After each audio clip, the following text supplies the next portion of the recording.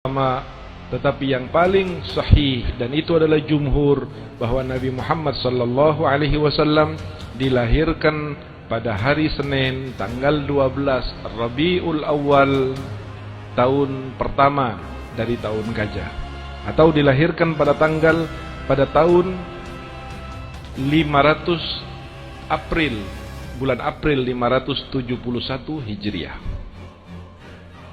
Dilahirkannya Rasul sallallahu alaihi wasallam persis di tahun di mana pasukan gajah Abraha datang untuk menghancurkan Ka'bah.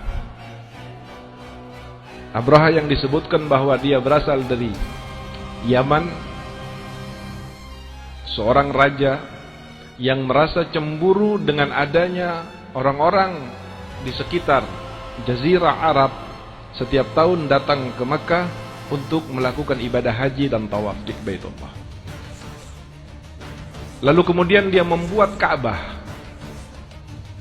di Yaman dan berharap Ka'bah yang indah dengan pelatarannya yang mewah akan dapat menarik hati daripada orang-orang yang merasa Allah adalah Tuhannya untuk melakukan haji di Yaman dan bukan di Makkah. Tetapi apa yang direkayasakan oleh Abraha tidak berhasil. Orang-orang tetap mengikuti ajaran yang Allah Subhanahu wa taala turunkan kepada Nabi Ibrahim alaihissalam bahwa tawaf Baitullah adalah di Ka'bah. Akhirnya dia dengan kemarahan dan kekecewaannya datang membawa pasukan untuk menghancurkan Ka'bah. Pada saat mendekati kota Makkah, mereka berhenti dan beristirahat. Lalu Abraha menyuruh seseorang pasukannya untuk memanggil siapa pemimpin di kota Makkah untuk menghadap kepada Abraha.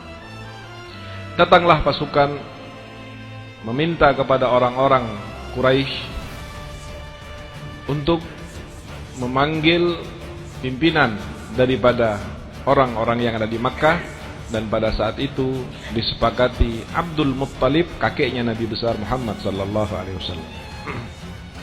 Berangkatlah Abdul Muttalib, kakek Nabi, menghadap Abraha. Lalu Abraha mengatakan niatnya datang ke Makkah untuk menghancurkan Ka'bah. Pada saat Abraha mendekati kota Makkah, pasukannya merampas seluruh unta dan kambing piaraan dan gembalaan orang-orang Makkah. Dia rampas semua, termasuk 100 ekor unta dari milik Abdul Muttalib. Dan Abdul Muttalib mendengar berita itu. Pada saat dia dipanggil dan menghadap kepada Abraha, Abraha bertanya, "Aku akan datang untuk menghancurkan Ka'bah kalian. Apa tanggapanmu sebagai pimpinan orang Arab? Adakah permintaan dan tanggapan?" Kata Abdul Muttalib, "Saya minta satu permintaan." "Apa permintaannya?" "Kembalikan unta saya yang 100 dan kembalikan unta-unta yang dimiliki oleh orang Makkah serta kambingnya yang telah kau rampas." Abraha merasa heran.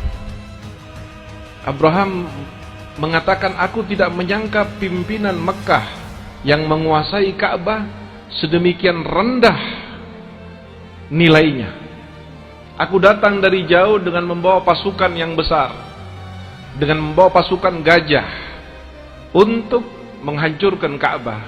Lalu engkau datang kepadaku bukan minta agar supaya Ka'bah jangan dihancurkan, bukan minta supaya aku pulang dan tidak melanjutkan niatku, tapi yang kamu pikirkan adalah unta-untamu yang aku rampas." Apa jawab Abdul Muttalib? "Ana Rabbul Ibili walil Ka'bati Rabbun yahmiha." Wahai Raja Abraha, saya adalah pemilik unta yang kau rampas. Maka yang saya ingin minta adalah unta-unta saya. Sementara ketika kamu bertanya kenapa saya tidak membela Ka'bah, kenapa saya tidak mempertahankan Ka'bah, ketahuilah sesungguhnya Ka'bah itu ada pemiliknya dan Allah pemiliknya. Kalau urusan unta kamu berhadapan dengan saya, tapi kalau urusan Ka'bah kamu akan berhadapan dengan Allah Subhanahu wa ta'ala. Maka dikembalikan untanya. Lalu kemudian orang-orang, kembalilah Abdul Muttalib ke Mekah, dan Abdul Muttalib menyuruh orang-orang untuk keluar dari kota Mekah di bukit-bukit yang ada di sekitar Mekah. Karena Mekah itu sendiri adalah lembah. Mekah itu adalah lembah di mana kanan kirinya dahulu itu adalah bukit-bukit. Walaupun sekarang sudah diratakan untuk bangunan dan sebagainya, perluasan Masjidil Haram. Kalau dulu Ka'bah itu, Makkah itu adalah sebuah lembah yang dikelilingi oleh bukit-bukit di sekitarnya. Maka orang-orang itu berada di atas bukit, penduduk Makkah. Abraham masuk dengan gajahnya yang paling besar, dan dia langsung menuju kepada Ka'bah. Tetapi saudara yang dirahmati oleh Allah, tidak berselang lama Abraham menginjakkan kakinya masuk ke dalam kota Makkah, maka tiba-tiba langit dari kejauhan mendung. Semakin lama semakin pekat. Dan ketika semakin mendekat mendung itu, ternyata bukan mendung, tetapi burung yang jumlahnya jutaan. Dan itu yang kemudian disebut di dalam Al-Quran dengan burung yang bernama burung ababil. Siapa burung itu? Burung itu adalah malaikatnya Allah Subhanahu wa ta'ala, yang diwujudkan oleh Allah dalam bentuk burung.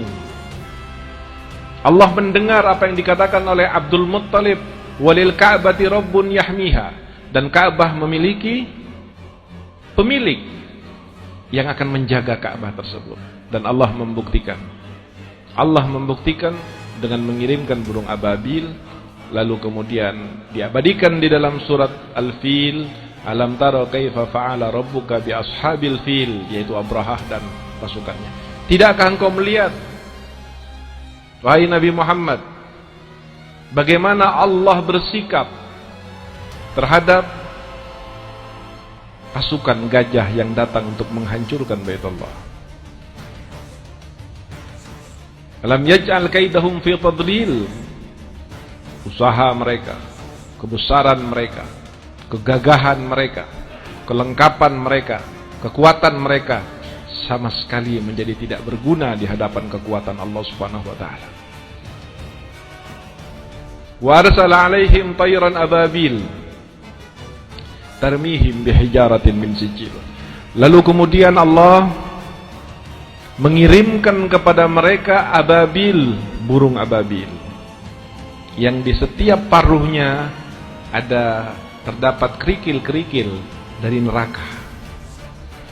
Allah jadikan para malaikat dan burung ababil itu di paruhnya membawa kerikil-kerikil kecil yang diambil dari nerakanya Allah Subhanahu wa ta'ala. Faja'alahum ka'asfin ma'kul. Maka kemudian tidak berlangsung lama terlihat pasukan yang gagah, pasukan yang kuat, pasukan yang lengkap, pasukan yang hebat, bahkan dengan gajah yang belum pernah ada pasukan sebelumnya masuk ke kota Mekah, dan bahkan belum pernah ada orang Mekah yang melihat gajah sebelumnya. Dia melihat dengan terkagum-kagum, dia melihat dengan rasa takut. Tetapi tidak lama kemudian Allah tunjukkan bahwa sesungguhnya kekuatan di sisi Allah. Jangan main-main dengan apa yang dimiliki oleh Allah. Jangan main-main dengan kemuliaan Allah Subhanahu wa ta'ala. Kemudian setiap burung yang di paruhnya memegang hajar, kerikil dari neraka itu, dilepaskan, tidak mengenai seseorang dari pasukannya ataupun dari kendaraan gajah dan kudanya, terkecuali batu itu menembus dari mulai kepalanya sampai masuk ke dalam tanah, sehingga badan mereka lobang-lobang dan kering. Dikatakan dalam surat tersebut, ka'asfin ma'kul, bagaikan daun kering yang sudah dimakan oleh ulat lobang-lobang.